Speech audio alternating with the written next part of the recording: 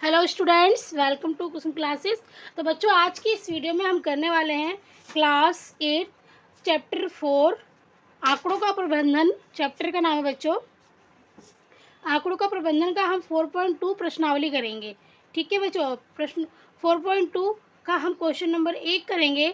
तो question number 1 देखिए बच्चों, हमारा क्या है कि इन बच्चों ये ना पुरानी बुक है, ठीक है। तो नई बुक में नहीं, आपका ये एक्सरसाइज जो है वो 4.1 है। ओके, तो देखिए हमारा फर्स्ट क्वेश्चन है कि इन प्रयोगों में आप जो परिणाम देख सकते हैं उन्हें लिखिए। ठीक है बच्चों, हमें एक पहिया दे रखा है और पहिया में देखिए ये लिखा हुआ है AABCD। ठीक है, अब ये बोला गया है इन प्रयोगों में आपको जो परिणाम देख सकते हैं उन्हें हमें लिखना है।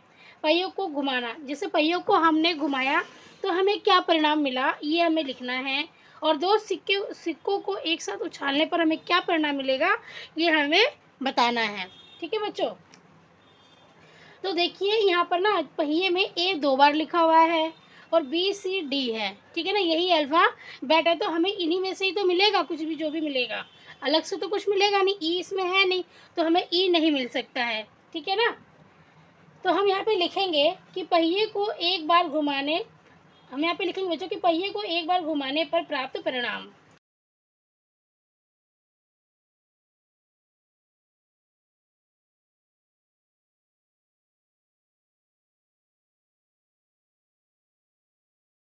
जो हमने लिख दिया। अब बताओ, पहियों को ये पूरा एक बार हम घुमाएंगे तो हमें क्या परिणाम मिलेगा। हमें ABCD इन्हीं में से हमें परिणाम मिल सकता है। ई तो मिलेगा नहीं क्योंकि ई है नहीं, तो या तो हमारा A आ सकता है, BCD, हमें इन्हीं में से परिणाम मिलेगा बच्चों। ठीक है, अब ई है नहीं तो हमें ई तो मिल नहीं सकता।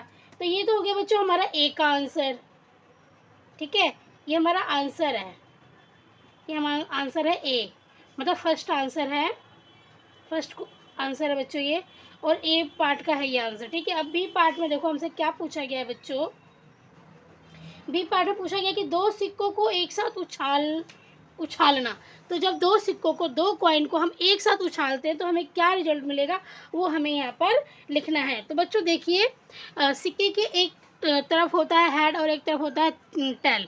ठीक है, तो जब हम इसको उछालेंगे तो या तो हेड आएगा या तो टेल आएगा, है ना।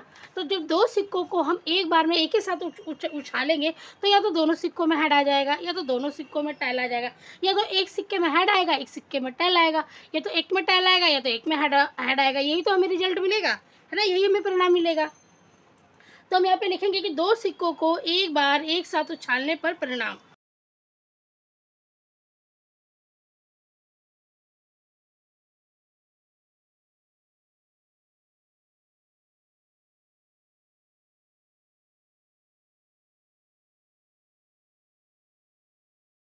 है ना, तो हमें क्या परिणाम मिल सकते हैं, या तो दोनों सिक्कों में हेड आ जाएगा, ठीक है, या तो दोनों सिक्कों में टेल आ जाएगा, या तो एक में हेड आएगा एक में टेल आ जाएगा, या तो एक में टेल आ जाएगा एक में हेड आ जाएगा। यही हमें परिणाम मिलेगा, है ना। इसके अलग तो हमें कोई परिणाम मिलेगा नहीं, क्योंकि हेड और टेल के अलावा और कुछ तो होता नहीं है। ठीक है, तो ये हो गया हमारा बी का आंसर बच्चों। अब है बच्चों हमारा सेकंड, अब हम सेकंड आंसर करेंगे। तो इससे पहले हम सेकंड क्वेश्चन पढ़ते हैं और समझते हैं कि क्या है। तो देखिए सेकंड क्वेश्चन जो बच्चों है वो है कि जब एक पासे को फेंका जाता है तब निम्नलिखित प्रत्येक घटना से प्राप्त होने वाले परिणामों को लिखिए। ठीक है, तो बच्चों जो पासा होता है वो क्या होता है, जैसे आप लोग लूडो खेलते हो ना, तो जो लूडो की जो डाइस होती है उसी को ही पासा कहते हैं। ठीक है, समझ में आ गया। और पासे में 1 से 6 तक नंबर होते हैं, है ना। पासे में एक, या तो एक होता है नंबर, 2 होता है, 3 होता है, 4 होता है, 5 होता है, या तो 6 होता है। इससे ज़्यादा तो नंबर होते नहीं है पासे के ऊपर। मतलब मैंने तो काउंटिंग में लिख दिया, उस पर डॉट डॉट में दिया होता है ना। 2 डॉट होगा तो 2 नंबर हो गया, 3 डॉट है तो 3 नंबर हो गया। तो पासे में इस तरीके से नंबर था, और 6 से ज़्यादा नहीं होता है ना। तो एक बार अगर हम फेंकते हैं तो या तो एक आ जाता है या तो 3 आ जाता है, यही तो आता है। तो चलिए हमारा जो फर्स्ट क्वेश्चन हम पढ़ते हैं, पहले हमारा क्या है कि एक अभाज्य संख्या। तो पहला है ना बच्चों हमारा एक अभाज्य संख्या। ठीक है, तो हम यहाँ पे लिखेंगे कि एक अभाज्य संख्या आने का परिणाम।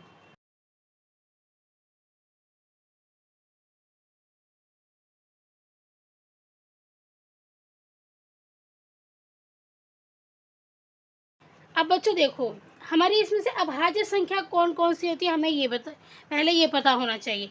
तो देखिए 2 हमारी अभाज्य संख्या है, 3 हमारी अभाज्य संख्या है और 5 हमारी अभाज्य संख्या है ना। तो एक अभाज्य संख्या आने की का परिणाम, तो देखिए या तो हमारा 2 आ सकता है या 3 या 5। अगर अभाज्य संख्या की बात हो रही है तो ये अभाज्य संख्या जो है ना बच्चों हमारी, वो यही है अभाज्य संख्या, 2 3 5। ठीक है, तो अभाज्य संख्या अगर आता हमारा तो 2 3 5 में से ही आ सकता है। ठीक है, अब हमारा बी है, जो बी पॉइंट है वो क्या है कि एक अभाज्य संख्या नहीं, एक अभाज्य संख्या नहीं, मतलब अभाज्य संख्या नहीं भाज्य संख्या है। तो देखिए अभाज्य संख्या नहीं की बात हो रही तो हम यहाँ पे लिखेंगे कि एक अभाज्य संख्या नहीं आने का परिणाम।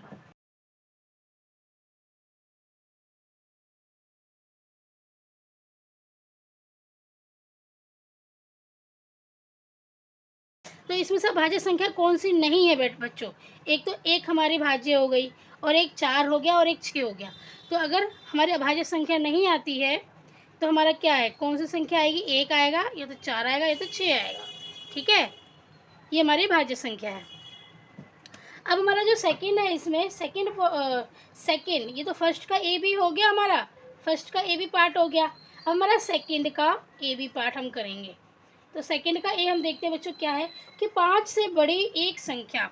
अब 5 से बड़ी एक संख्या कौन सी है, इसमें 6 है ना, 6 है। तो हम यहाँ पे लिखेंगे कि 5 से बड़ी एक संख्या आने का परिणाम।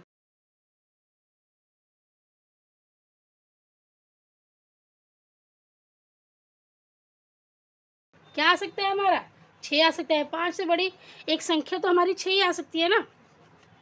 अब बच्चों हमारा बी पार्ट, अभी में क्या है, 5 से बड़ी संख्या नहीं, अब यहाँ नहीं की बात हो रही है, 5 से बड़ी की नहीं। ठीक है, 5 से बड़ी संख्या नहीं, तो हम यहाँ लिखेंगे 5 से बड़ी संख्या। हम यहाँ पे क्या लिखेंगे बच्चों कि 5 से बड़ी संख्या नहीं आने का परिणाम।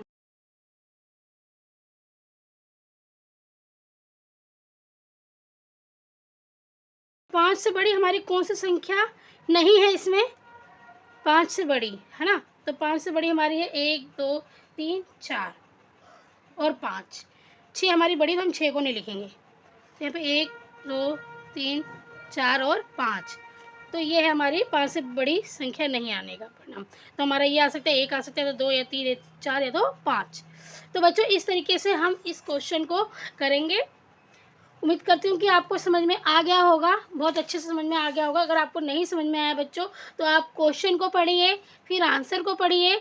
इसी तरीके से 2-3 बार पढ़ोगे ना आप, तो आपको ज़रूर समझ में आ जाएगा। अगर एक बार में समझ में नहीं आता तो कई बार क्वेश्चन को भी हमें 2-3 बार पढ़ के समझना पड़ रहा है कि क्वेश्चन क्या कह रहा है।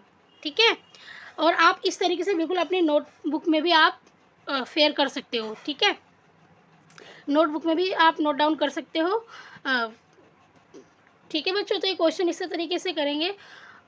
बस इस वीडियो में इतना ही। अगर क्वेश्चन समझ में आ गया है, आंसर समझ में आया है, वीडियो अच्छी लगी तो प्लीज़ वीडियो को लाइक कीजिए। चैनल पे नए तो सब्सक्राइब करके बेल आइकन पे प्रेस कर लीजिए। बच्चों आपका एक लाइक ना हमें बहुत मोटिवेट करता है आगे और वीडियोस बनाने के लिए। तो प्लीज़ प्लीज़ प्लीज़ आप लाइक ज़रूर कीजिए, क्योंकि आपका लाइक ही हमें मोटिवेट करता है। ठीक है, धन्यवाद।